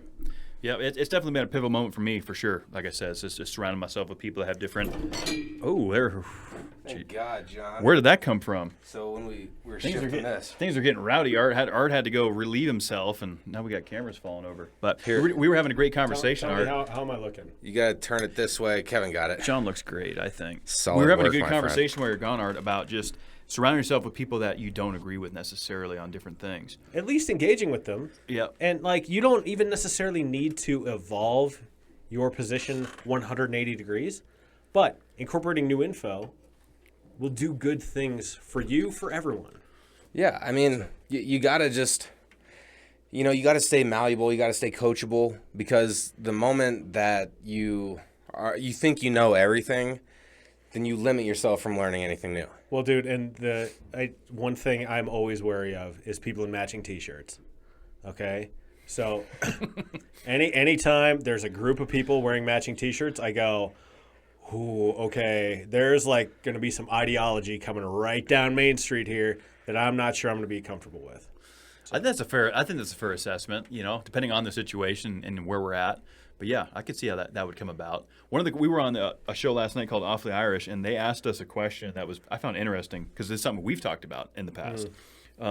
They asked us, what's your guys' favorite conspiracy theory? On the spot, I couldn't come up with one, because my initial reaction was, I don't have a favorite one, because I don't really entertain them, right? Yep. But I went with the one that was most, that I was first introduced to. So of course I went with 9/11, right? Because that's the first time that conspiracies was new to me, or I'm hearing different things that are happening, loose change. And so we went into this whole thing, and we've talked a little bit of that on our show, and we've had some fun with that. But what would be your reaction to that? Because conspiracy theories are just everywhere now, John. Everybody questions everything, which is okay, and the rabbit hole and all that kind of stuff. What do you think about that? I'm not a conspiracy theory guy, because I have worked with people in positions of power, and I have seen what happens when they try and coordinate. Someone always talks. There's always a whistleblower. Someone or someone who wants credit. So somebody would try to be taking credit for pulling the curtain over everyone's eyes. Not even that. If they have the truth, and if you have enough high-level people together, and there's actual evidence of whatever it is they're trying to cover up or trying to espouse, someone's going to fuck up and start talking about it. Yeah. And just there's too much ego involved with people in positions of power. So, and I have touched the smallest levels of power, and those people cannot even keep their fucking mouths shut for one simple conspiracy that whatever they're trying to do, right? So that's my answer. Conspiracy theories, they don't pass the smell test for me. There's a concept in science called Occam's razor, right? And they don't pass the Occam's razor test. And so the other thing I will say is, if asked what my favorite conspiracy theory is, I pick a silly one. And it's the one that Stevie Wonder is not actually blind. Okay? Yeah, I guess I have heard that. So, have you heard that one? I've heard that one. Okay, so like... Or that Tupac's still alive. Right, well, yeah. But the Stevie Wonder is not blind. Like, there's a microphone stand that's falling, kind of similar to the way the camera fell. That was wild. But That was dad reflex catches right there. Dude, that was pure dad reflex. Because That's an experienced gentleman right there. John caught that, not Kevin. I just want to make sure that everybody knows that. God, you guys are such an old married couple. Fair. So, yeah, like he catches a mic stand that he probably shouldn't be able to see, right? Sure. Okay, that's fun. That's harmless. That's not doing any damage to the culture. You know, it's not like Bill Gates is trying to inject us all with 5G, and that's preventing people from fucking getting vaccinated. I wish he was doing that. Please inject me with 5G so I always have full service. Yeah, you have 5 bars wherever you go. Wherever you go. Please, give me that. That would be remarkable. I just have to say, the people who think are worried about chips being hidden in masks and in vaccinations and tracking as being... If you have a smartphone, you've already failed that entire conversation. Yeah. Yeah, you're done. Or the lunatics who are like, the mask thing is a boon for child sex trafficking. You go, holy fucking shit. Shut up. Stop it. Like, you are doing so much damage to the culture right now. Like, we're trying to have a society here, and you were fucking it up. To have a society. In the words of Costanza. One of the hardest I ever laughed, John, I think you put it on your social, and I might misquote it a little bit. It was back like, I don't know, 6 to 8 months ago. Oh, dear. You were in a parking lot somewhere, and you were like, Oh, shit, that guy. You're like, someone just called it a face diaper or something along those lines, and you were just going off. And just the way that you delivered it was fucking hilarious. So, yeah, that's probably coming up in my Facebook memories, too. I was in the parking lot of a King Soopers, and this gentleman comes out, and he's like, yeah, let's all wear masks because carbon monoxide, and, you know, and like he has no fully formed point. And I'm just walking to my car, and I go, all right, thanks, doctor. And he goes, you know what? I am a fucking doctor. And he gives me the double bird. And, like, I pay no attention to him, and he's screaming at me. And he's like, you know what? I have a nicer fucking car than you. He did not. It was a lot of front end damage on this gentleman's ride. This car was built before probably before Y2K. And so he's continuing to yell at me. I calmly put my key in my lock. I get in the door, and he's screaming at me, and he's giving me the double birds like this. And I'm like, wow, that gentleman is fired up about this. And yeah, I'll be interested to read that when it comes up, because it's got to be soon, because my kids were still in school, because I was picking up like cupcakes. Like, literally, I was picking up cupcakes for my daughter's like little preschool. Getting yelled at. And I'm getting screamed at by some maniac. Doing something completely wholesome, just getting the brunt into the fucking... of like some lunatic conspiracy theorist. Jesus. Yeah, it was a morning, man. So one thing that we have to touch on before the night passes us by, because time we cannot control, we have to call Justin real quick. Cause No, we're not doing that. No, dude. Oh, we said no? But what we will talk about is... So let me do this. So John, we got the sandwich battle coming up. So I had a would you rather for you. Oh, tight. And we're doing a sandwich battle with Jon Of All Trades, Discussion Combustion versus Jon Of All Trades. That's gonna be fun, man. It's gonna be a lot of fun. Be good. So, but yeah, no, let's not. We've been drinking, like, and who the hell knows what he's doing? That dude's like a foster care advocate, and like. If you could only pick one sandwich to win a sandwich battle, what sandwich would it be? We can't do that. I'm trying to get insider info. John's not going to give us his position. Justin did okay the call before the app. Oh, really? But if you're not comfortable with it, we won't do it. No, let's not do that now. It's probably for the best. It is. But what we're going to do, I mean, the listeners know we are going to do a sandwich battle. Yeah. Discussion Combustion versus Jon Of All Trades podcast. And the loser of that challenge is going to donate $100 to a charity and or food bank. However we want. However we want to do that. Yeah. And I think it's going to be fun, man. So is it going to be me against both of you? Are you doing a sandwich together? No, Yeah. we're not going to do separate. Yeah. So it'll be just we come up Okay. with it, which I guess that's kind of a handicap in the wrestling terms, but Yeah, no, dude, we'll do a handicap match. That's fine. I wonder if that's PC anymore. If you think about it, like, that might offend someone, John. well, I think it'll be okay because Okay. we're talking about it in the wrestling context. That's true. It reminds me of how Major League Baseball changed their term from disabled list to injured list. Ooh, that's a good point. That's Like- a great point. Like it's a very subtle kind of language thing that it certainly doesn't bother me, but I have a ton of privilege. Like I said this on an episode I did recently. I'm a white, straight, hetero, cisgendered American male. Good looking. You know, that's again another privilege. But sometimes like you don't necessarily realize you're not looking to offend anyone. You're not looking to belittle or demean anyone's experience. And if a simple change in language like helps someone not feel like shit, Yeah. then do it, man. Like that's fair. That's fine. I think that's fair. I'm not married to the term handicap match. I don't care. It'll be 2-on-1. That's fine. It was a joke of a would you rather. It was meant to be sarcastic. Yeah, no, and you're trying to get some info. Yeah, and that's- Kevin, I don't know why you blew all the smoke right there. Like he could have answered if you didn't say Arthur. He's not gonna. Yeah, but because you told me the whole time, he's like, you're not going to tell John what sandwich we're going to make. He's Well, been no, saying that for the yeah, last You guys I- already know? I needed to make Yeah. sure. Do you really? Yeah. Holy shit. Okay. And we will give credit to Chef Corey from the winner of season 19 Hell's Kitchen. Yeah. She kind of coaches Oh, on you that. motherfuckers. I swear to God. So I will say this is not the sandwich I'm going to make, but I have to correct something Justin said. Okay. He said he sent me to Denick's in Philadelphia for a roast pork sandwich. He did not send me there. I knew he liked Philadelphia. He's there right now. Is he really? Yeah. Oh, well, good for him. I hope he's eating Denick's while we're recording this. He said something about gabagoosh, is that the right word? Gabagool. Gabagool. Gabagool. What's gabagoosh? Who cares? Gabagoosh is something you made up, Ebenezer.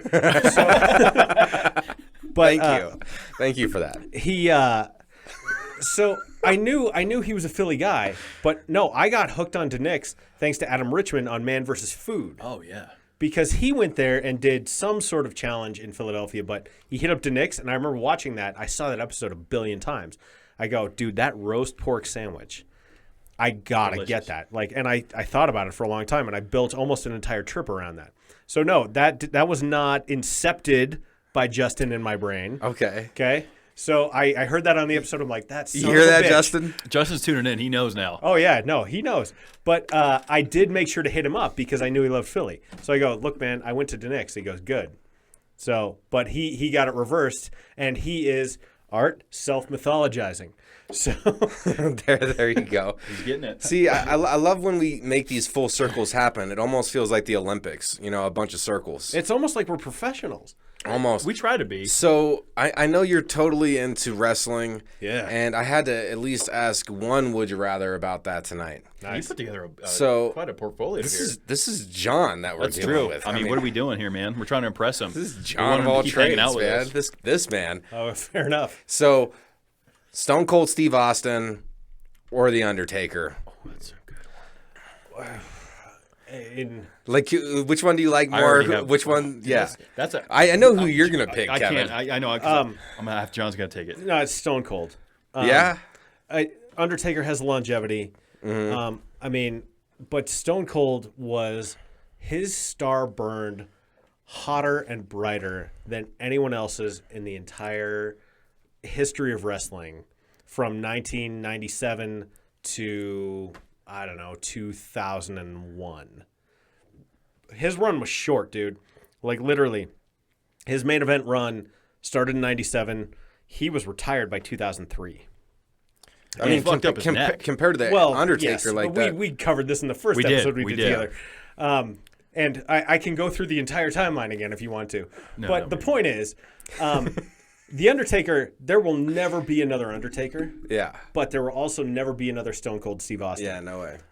My love for The Undertaker is is profound, but I didn't love his work with the intensity that I loved the work of Stone Cold Steve Austin in the late 90s.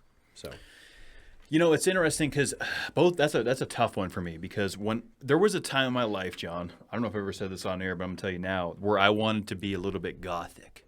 tight. Yes, good for you. Were you into Bauhaus and shit? No, I didn't go that far, but I was maybe 13, 14 years old, so that would have put me around 2000, 2001. Okay. And you know, I wanted to dye my hair black because I liked The Undertaker, right? I like that gothic dead man, you know, rolling my eyes back in my head. Had a big influence on me. It did. I'm telling you, it did. And my high school girlfriend at the time was like, "You're an idiot." I don't know if you ever shared all this with No, me. this is breaking news. This is phenomenal. You're digging deep right now. I get influenced by people. I always have. That's always Me been too, dude. my thing. Dude, I spiked up my hair in high school because of Dickie Barrett from the Mighty Mighty Boss Tones. Oh, I yeah. wore that hairstyle for more than 10 years. So, yeah, I'm with you, The man. influence, you felt I get it. Yeah, and that's how I felt with The Undertaker. But then as I started to become into beer drinking age, right, or just like seeing that side of it, Stone Cold Steve Austin with the Steve Weisers. John, to this day, I still call them Steve Weisers. Tight. You know what I mean? So they both had an equal influence on me.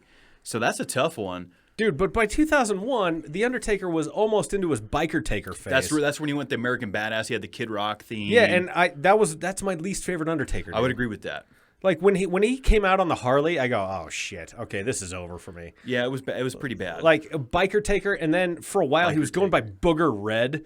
Oh, like, yeah. Like, and you go, no. Yeah. Like, so Undertaker's been through some character incarnations. Sure. That, no, don't jive with me. I ain't into it. But, I mean, yeah, no, I agree with that. I'm going Stone Cold all the way for sure, I think, on that Would You Rather. But there's some pivotal moments with The Undertaker, like Oh, yeah. throwing Mankind off the Hell in the Cell, the tooth up the nose kind of thing. I think, was that the same match? Yeah. So that was King of the Ring 98. That's a big deal. That's a big deal. No, that was amazing. And Undertaker worked that match with a broken ankle. Yeah. I was 9 years old when The Undertaker debuted at Survivor Series 1990. And so he debuted as part of a team with the $1 Million Man, Ted DiBiase, Greg the Hammer Valentine, and the Honky Tonk Man. Against hearing these names out loud and just saying them out of context feels so dorky. I don't recognize a bunch of them. I do. And they were fighting the American Dream, Dusty Rhodes, Oh, yeah. Coco Beware, Bret Hart, and Jim the Anvil Neidhart. Okay, I And recognize some of those. So Undertaker was the mystery partner, and he comes out, and he's enormous. You know, he's 6'10", and he's dressed as this like Old West mortician. That Undertaker is my favorite. 1 year later, he took the title off Hulk Hogan at Survivor Series, and so like that whole run for the Undertaker, he destroyed Jimmy Snuka at WrestleMania. Jimmy Snuka is a legend. It was great. He destroyed Jake the Snake Roberts at the next WrestleMania. And so, like, I have fond Undertaker memories, but nothing compares to being a teenager for me when Stone Cold was at his peak. I can see that. Yeah, I'm going to have to agree with John on that for sure. Because I do love Undertaker. I love that character. But Stone Cold, for me, was more relatable. You know, overall. Oh, yeah. Overall. Beer drinking kind of the Texas rattlesnake. Dude, who didn't want to beat shit out of their boss at some point? Oh, sure. And he stunned McMahon. He doused him in beer. He drove a Zamboni to the ring. He was getting arrested. It was like, it was your id. It was your pure id. Yeah. Just Wait, running what wild. isn't it the id and the what else is the other one? It's the The id. super ego. So there's the id, the ego, and the super ego. Okay.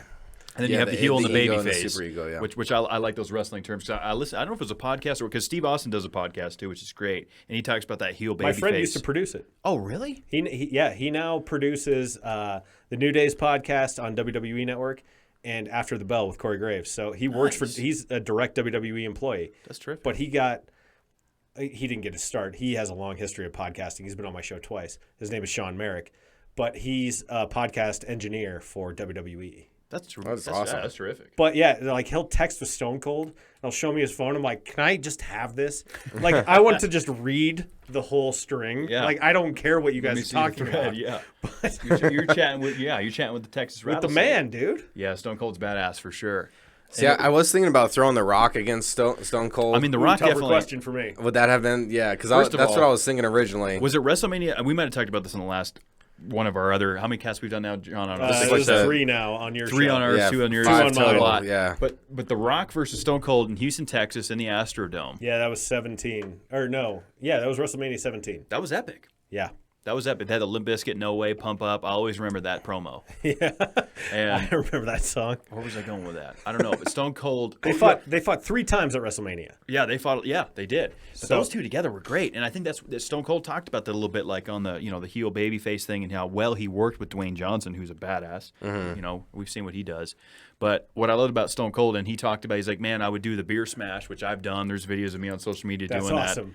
that. He's like, man, I would be pretty buzzed by the time I left the ring after Monday Night Raw, because Stone Cold would get up on the turnbuckles, All 4 turnbuckles. and whoever was throwing him those beers, kudos to him. Oh, Yeah. dude, it was always a great assist. It was perfect. It was just boom, boom. And by the way, Art, put the camera back on me. When I did this like 3 times. By the way, I'm not some Proud Boy dipshit. This is not a 3%er thing. Like, I hate that we have to decode Nazi shit in 2021. So I just want to make that clear. Don't take that out of context. That's the most common way I make 3, and I hate that it just becomes some white supremacy horse shit. Yes. Okay? Yeah. I want to make that clear. Well, and that is fair because I did catch you doing that earlier on the camera. Yeah. But I honestly feel like that's a cooler way to throw a 3. I typically do the same like, thing. That's probably why they did it. You feel cooler like that than like this. It Like, just- look Yeah, at the this hand feels on both dorky. sides. Or like Yeah. like Europe is the worst. Like, do you remember in Inglourious That's how they Bastards? do 3 in Europe. Dude, okay, so fucking. I love Inglourious Bastards though. That's one of my favorite This Quentin is a plot Tarantino point movies. in Inglourious Bastards. That one's awesome. Okay, so they're in the pub in the basement, okay? And he orders 3 glasses. Mm-hmm. It's at that point the German officer knows that he's bullshit. He knows he's not actual Because he German. threw it up. At one point, like the room, the air kind of gets sucked out of the room when he does that. Excuse me. And so he's like, dry glaze up. And so the German officer looks at it and he goes, I've never caught that part in that movie before. well, dude, she explained, like, I've watched this so many times. She explains it when she's getting the slug dug out of her in the veterinarian's office in the next scene. Okay. But she goes, this is the German 3. This looks odd. And so I know this because when I was in Germany in 2010, my wife tried to order 2 bus tickets like this. And so, what is it? I have to go back to Cool Runnings. Ein, zwei, drei. So, but he's like, drein? And she goes, oh, no, zwei. So this is 2. Does this look like 2 to you? no. Looks like the L sign, the loser. Yeah. Yeah, L7 weenie. Perfect. So, it was at that point I go, really, is this versus this that big a deal? Turns out it is. Okay. In Germany, This is interesting. she tried to order 2 bus tickets, and he thought she was going for 3 because this is the German 3. Yeah, she was just missing the thumb or something. And so, like, this looks weird if you're German to signal 3. And so, like, I don't throw 3 like this. I do it like this. But now that is some fucking white supremacist That's so bullshit. stupid. Yeah. And It's crazy. It's dumb. because Because that's also the okay sign. Like, is everything okay? yeah, it's buckwheat say ote. Okay. Ote. The So- He-Man Woman Hater Club. Anyway, I just had to make that clear. No, I'm because, glad you did. It's important to underline that Yeah, kind of thing. because sure. there could always be Well, little things, Sure. that Yeah, and everything is taken out of context. We anyone, talked about this a couple times. anyone can interpret anything anyway, and that's why texting is bad because you totally interpret it any way. Like it could mean anything. have to read it like the Google voice. and that's what John is. That's what the importance of conversation and the power of actually having a real conversation is. You pick up on these social cues that are missed with a digital conversation. When you're talking in person, you can see body language, you can hear influx in voice, you could look at the facial expressions. Like body language within itself, like you could have a whole communication with somebody, whole conversation without ever speaking a word. Yeah. And that's how powerful body language is. And you're missing out on all that. And, we know this, but it's important to talk about. Absolutely it is. Yeah, 100%, dude. I'm with you all the way. As someone who has a master's degree in communication studies, 80% of our communication is nonverbal. Yeah. It's amazing. For and sure. there's so many variables now, though, too. I mean, we talked about this many times in this app, but it's like like with social media or with FaceTime or all that stuff.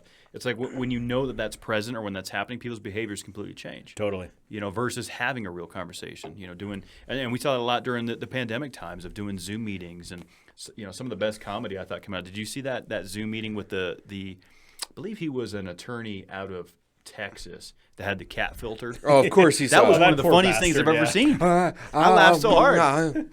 Yeah, he's like, you could see the cat eyes like, we're trying to get it out of here. Yeah, That's great. That's a classic moment. So we wanted to do something that we don't normally do here.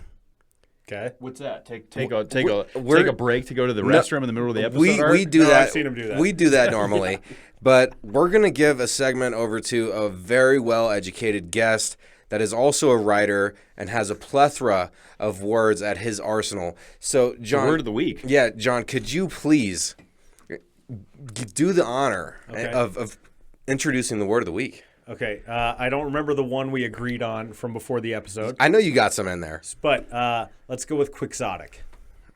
Quixotic. Yeah, Quixotic. Now, is it- Quixotic. Have you guys done this one before? No. No, is it noun, adjective, or verb? Because we always cover that. Quixotic is an adjective, and I'm doing this off the top of my head, so Okay. this may not be precise, but Could you use it in a sentence? sure. So, my quest, nope. My desire to find truth in a QAnon forum ended up being quixotic. Now we have to guess the meaning, Art. My quest to... Or perhaps in the early days of the pandemic, I desired to find toilet paper in many retailers, but that turned out to be quixotic. Okay, so that one's more of a good layup, that Yeah, one, that's a little better. yeah, that one's a little easier. Kevin, I'll let you. It's an adjective, so it's a describing word. So we're looking at this like something that maybe is non-existent. It's not happening. You're not seeing results from it. That's where my mind goes. Okay. So I'm gonna say underwhelming, disappointment, failed expectation. Your last two words are probably the best. So it is a doomed quest. Quixotic. Yes. Quixotic. Well, Quixotic. Yes. So quixotic. Okay. It comes from the story of Don Quixote. Okay, so Don Quixote. It's an old Spanish fable where Don Quixote tilting at windmills, his friend Sancho Panza. It's a whole classic story told by Cervantes. So it's a piece of classic literature. It's a play. Don Quixote is spelled Quixote. So when you say something is quixotic, it's a quest that someone feels very passionate about getting to the outcome, but you kind of know, or someone discovers along the way, that it is doomed and ultimately futile. Okay. So it's I always, whenever I'm learning, I'm the type of person that likes to reiterate, so I make Yeah. sure that I learned it. Please. So quixotic is to have, let's say, a passion to accomplish a goal and accomplish a quest, and on the path, on uncovering what needs to be done, you realize that it's not going to happen. Yes. Something along those lines. Quixotic. Yes, that's a good way of putting it. It's also a great Scrabble word because using a Q and an X in the same word. I'm gonna remember that. So yeah, quixotic. It comes from the Cervantes piece, Don Quixote, and there is now a show on PBS called Donkey. So like the animal donkey, Hody. So Donkey. Are they playing Hody. off of that? Yeah, well, that's the obvious play on words. My kids watch the show. It sucks, and I hate it. There's ugly, irritating puppets in it, and These puppets could have been built way better. the puppets are fine. The story is oh god. Let's not start talking about children's programming. It's going to be a whole other thing. But so anyway, yes, quixotic is someone who feels like they have to achieve a goal. You really want to achieve a goal, but either they realize during the course of trying to achieve this goal, or others looking in going, yeah, what they're doing is totally quixotic. Yeah. So I'm gonna integrate that with my vocabulary. Yeah, it's a good one. That is a good one, one. man. Yeah, thank you, John. That was a great submission. You know, the word of the week this week came in from Denver, Colorado, from Jon Ekstrom from Jon Of All Trades podcast. You know, Thank you, John. Great I submission. appreciate you doing the boilerplate on that. That was good. You know, we got to keep it rolling there. But yeah, that was terrific, man. Add that to the vocabulary. What do you think, Art? Always something good coming, man. You know, and that's the thing that I feel like is important to focus on. There's a couple things I want to touch here. You know, there's always something good coming. You know, there's always something right around the corner. Like just in a workout, like when you're feeling like quitting and you keep pushing through that, the feeling you get of accomplishing, overcoming doubt, that's something good that's right around the corner. You know, so there's always something good coming. There's always going to be a problem. You know, nothing is ever going to work out the way you plan. And so that's why it's important to be malleable. Like let's expect there to be problems, and let's let problems, you know, shape us in a different way instead of letting it frustrate us and letting it, you know, dictate our energies and our moods. Let's use problems as an opportunity to see a different part of ourselves, because, you know, the second we're getting complacent and we're not challenging ourselves anymore or working hard toward a goal to get it done is the second that you're giving up on life. You know, so that's my believe and achieve this week is let's truly believe in, you know, looking within and trying to see the little happinesses in life, like brushing your teeth, enjoying that, like maybe just feeling the sunshine when you step outside for the first day. Let's notice those little moments. Let's believe in that and let's achieve feeling what that means, you know, and appreciating the moment, because life is just full of little moments, is it not? And so if we can focus on that and maybe talk to somebody about that, like, hey, like how is your day going? You know, what's something that's good? Like, and maybe somebody's in a rut and they just need to hear that one little thing, like, hey, well, your outfit looks great. Like, maybe let's compliment people. And you know, I have always wanted to be, you know, a piece of an entertainer. You know, I always wanted to entertain in some shape or form, and this podcast, you know, is truly a platform to talk about real things. You know, John, you've talked about a lot of real things with us. Kevin and I, we've put a lot on the line, and you know, that's how I really feel it is, and that's how what's important is there's always something good coming. There's always a problem with it, and there's always an opportunity for us to challenge ourselves and be better people and reach out and let other people know what qualities are redeemable. Like, you know, what are you doing great today? Like, some people need to hear what's good in their lives. Well, and Art, I want to build on something. One of my favorite bands is a band called Strung Out. Old school, not old school. They're still making music, but been around for 30 years, probably 25 years.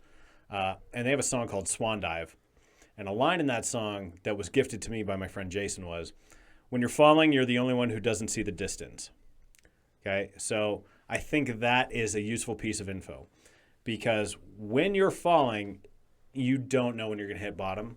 Other people know, kind of like, there's no way that the floor is as deep as he thinks it is, right?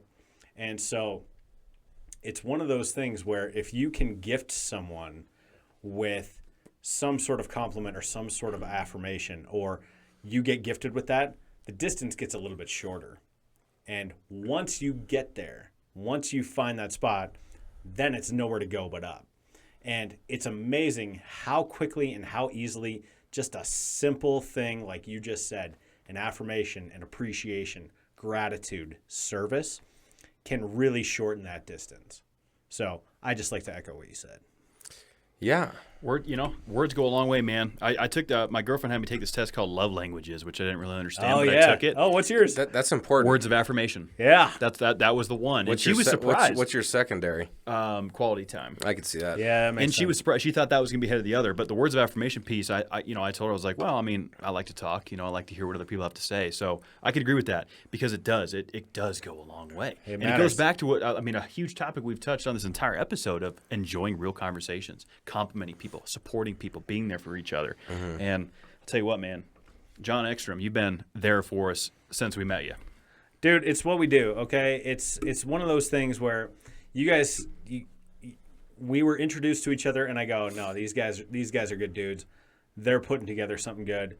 I'm just happy to be a part of it, and I'm happy that we're all connected now. It's awesome. Yeah, it's great, and it's great to catch up. Have us on your show, you on ours, and we just kind of have that thing rolling. It's fun, man. Doing some good stuff, and we're gonna keep moving. I'll do it anytime, man. Anytime you guys want to have me, I'll be around. Oh, I know you will. You bring us some delicious beer. Oh yeah, this man is a pillar of kind of what we've been about. We've said this every single time, but if you're a new listener, like we looked up to Jon when we were new in the game. He showed us common. Yeah, we still do. He showed us common courtesy.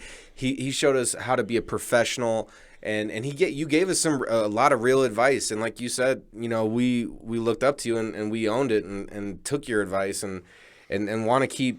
We're open ears, and that's something that I want to preach too. Is like let's keep an open mind. We never know everything. And the more you know, the less you realize, the less you do know. Sure. And so that's Socrates, baby. It's just important, man. the Socrates. This is one of the most basest pieces of philosophy out there. The only true knowledge is that you know nothing. I like it. That's Socrates right there. That's what he says, and it's what you just expressed: a desire to keep learning. Anytime you go, nope, I got it figured out. No, you're done, man. Yep. It's over. Yeah. Like, keep learning, stay hungry. You guys are doing great. You're still on the ascent. It's awesome. Love it, man. Appreciate the kind words. We're closing it out, man. Episode 103. This is beautiful. Yeah, what a fun time. Jon, most of our listeners already know where to find you, but where do they need to go? JonOfAllTrades.us. That's JON of all trades.us. You can follow me on social. It's JOAT Pod across platforms: Facebook, Twitter, Snapchat, Pinterest, and Instagram. I'm on all the major podcatchers: iTunes, Stitcher, Spotify. Hit that subscribe button. Get brand new episodes directly to you. New episodes go up on Wednesdays. Episode previews on Mondays. That's Facebook only. And as long as you're there, leave us a rating, leave us a review, hit that subscribe button. And what else can I say, man? I have blog posts every Friday. Those go up Top 5 Fun Friday. Those are just a larf. This week is going to be Top 5 Athlete Types I Wish I Could Be.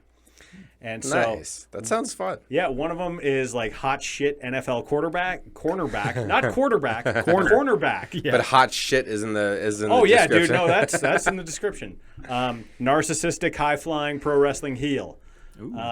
Left-handed specialist on a Major League Baseball team. So, and I go into all those. They're pure fun, and I write them just to keep my writing sharp. So you guys are an absolute joy. I'll come do this anytime. Thanks for having me. Love having you on, man. So much respect for you. I love what you bring. You always enlighten us. Just love having you around, man. Great energy. Our listeners already know. If you haven't already done it, go listen to the Jon of All Trades podcast. Yes. Follow them on all social media. It's great stuff. And if you're here, you're already following us, so we weren't going to push that. But, man, it's been a great night. Man, 103, 104 is coming at you. We got a local lady coming in that handles modeling. She does some serving. She wears many hats. She's very talented, and so we are excited to have her in here next week. Yep. Let's keep the momentum alive. The week is not over yet. If you're listening on a Thursday, you already know it's grind time still. Let's keep it moving. Let's keep it happening, and let's treat ourselves well because y'all be good to yourselves. You deserve it.